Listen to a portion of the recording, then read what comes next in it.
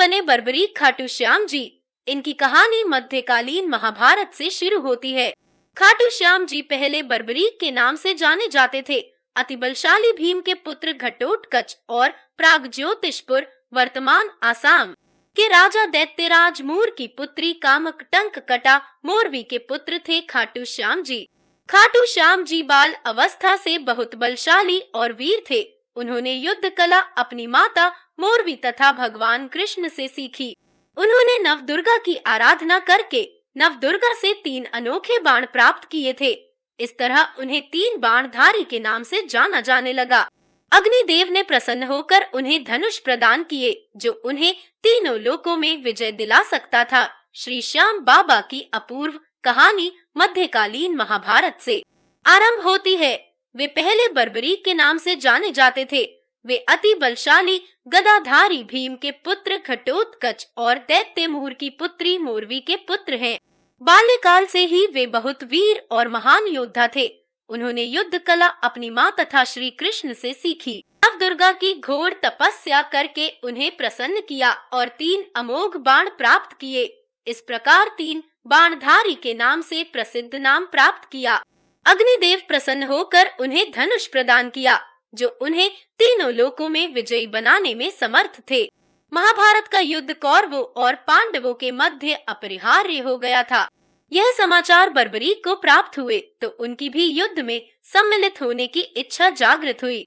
जब वे अपनी मां से आशीर्वाद प्राप्त करने पहुँचे, तब मां को हारे हुए पक्ष का साथ देने का वचन दिया। वे अपने नीले रंग के घोड़े पर सवार होकर 3 बाण और धनुष के साथ कुरुक्षेत्र की रणभूमि की ओर चल पड़े। सर्वव्यापी श्री कृष्ण ने ब्राह्मण भेष धारण कर बर्बरीक के बारे में जानने के लिए उन्हें रोका और यह जानकर उनकी हंसी उड़ाई कि वह मात्र 3 बाण से युद्ध में सम्मिलित होने आया है। ऐसा सुनकर बर्बरीक ने उत्तर दिया कि मात्र 1 बाण शत्रु सेना को परास्त करने के लिए पर्याप्त है और ऐसा करने के बाद बाण वापस तुणीर में ही आएगा। यदि तीनों बाणों को प्रयोग में लिया गया तो पूरे ब्रह्मांड का विनाश हो जाएगा। यह जानकर भगवान कृष्ण ने उन्हें चुनौती दी कि इस वृक्ष के सभी पत्तों को वेद कर दिखलाओ। वे दोनों पीपल के वृक्ष के नीचे खड़े थे। बर्बरीक ने चुनौती स्वीकार की और अपने तुड़ीर से 1 बाण निकाला और ईश्वर को स्मरण कर बाण पेड़ के पत्तों की ओर चलाया। बाण ने क्षण भर में पेड़ के सभी पत्तों को वेध दिया और श्री कृष्ण के पैर के इर्द गिर्द चक्कर लगाने लगा, क्योंकि एक पत्ता उन्होंने अपने पैर के नीचे छुपा लिया था। बर्बरीक ने कहा कि आप अपने पैर को हटा लीजिए, अन्यथा ये बाण आपके पैर को भी वेध देगा। तत्पश्चात श्री कृष्ण ने बालक बर्बरीक से पूछा कि वह युद्ध में किस ओर से सम्मिलित होगा। बर्बरीक ने अपनी मां को दिए वचन को दोहराया और कहा, युद्ध में जो पक्ष निर्बल और हार रहा होगा उसी को अपना साथ देगा। श्री कृष्ण जानते थे कि युद्ध में हार तो कौरवों की निश्चित है और इस कारण अगर बर्बरीक ने उनका साथ दिया तो परिणाम गलत पक्ष में चला जाएगा। ब्राह्मण रूपी श्री कृष्ण ने वीर बर्बरीक से दान की अभिलाषा व्यक्त की। बर्बरीक ने उन्हें वचन दिया और दान मांगने को कहा। ब्राह्मण ने उनसे शीश का दान मांगा।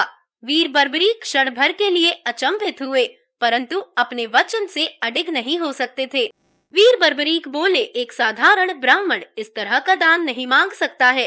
अत ब्राह्मण से अपने वास्तविक रूप से अवगत कराने की प्रार्थना की। ब्राह्मण रूपी श्री कृष्ण अपने वास्तविक रूप में आ गए। श्री कृष्ण ने बर्बरीक को शीश दान मांगने का कारण समझाया कि युद्ध आरंभ होने से पूर्व युद्ध भूमि पूजन के लिए तीनों लोकों में सर्वश्रेष्ठ क्षत्रिय के शीश की आहुति देनी होती है, इसलिए ऐसा करने के लिए वे विवश थे। बर्बरीक ने उनसे प्रार्थना की कि वे अंत तक युद्ध देखना चाहते हैं। श्री कृष्ण ने उनकी यह प्रार्थना स्वीकार कर ली। श्री कृष्ण इस बलिदान से प्रसन्न होकर बर्बरीक को युद्ध में सर्वश्रेष्ठ वीर की उपाधि से अलंकृत किया। उनके शीश को युद्ध भूमि के समीप ही एक पहाड़ी पर सुशोभित किया गया, जहां से बर्बरीक संपूर्ण युद्ध का जायजा ले सकते थे। फाल्गुन माह की द्वादशी को उन्होंने अपने शीश का दान दिया था। इस प्रकार वे शीश के दानी कहलाए। महाभारत युद्ध की समाप्ति पर पांडवों में ही आपसी विवाद होने लगा कि युद्ध में विजय का श्रेय किसको जाता है। श्री कृष्ण ने उनसे कहा, बर्बरीक का शीश संपूर्ण युद्ध का साक्षी है। अतएव उससे बेहतर निर्णायक भला कौन हो सकता है। सभी इस बात से सहमत हो गए और पहाड़ी की ओर चल पड़े।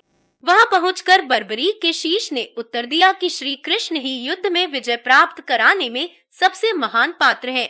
उनकी शिक्षा, उपस्थिति, युद्ध नीति ही निर्णायक थी। उन्हें युद्ध भूमि में सिर्फ उनका सुदर्शन चक्र घूमता हुआ दिखाई दे रहा था, जो शत्रु सेना को काट रहा था।